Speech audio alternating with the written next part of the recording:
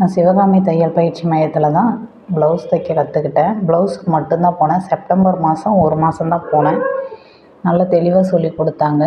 எத்தனை time doubt எனக்கு டக்கு டக்குன்னு மறந்துடும். எத்தனை டைம் டவுட்டு கேட்டாலுமே நல்லா கிளியராக தெளிவாக சொல்லித் தருவாங்க. நான் சீக்கிரமாகவே கற்றுக்கிட்டேன்.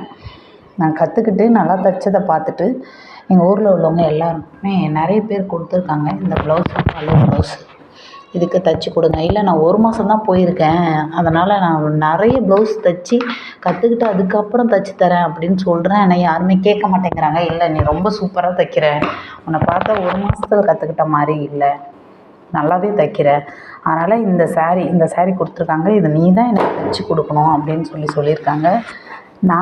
நானே என் மேலே பயப்படுறேன், நம்மளால் தைச்சி தர முடியுமா, நம்ம 1 மாதம் தானே போயிருக்கோம் அப்படின்னு சொல்லிட்டு.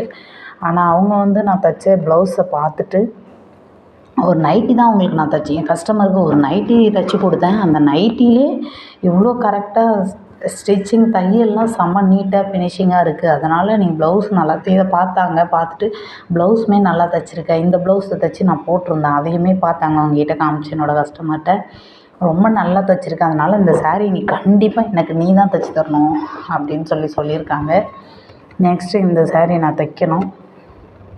இது எல்லாத்துக்குமே தேங்க்ஸ் சொல்லணுன்னா சிவகாமி மேம்க்கு தான் தேங்க்ஸ் சொல்லணும்.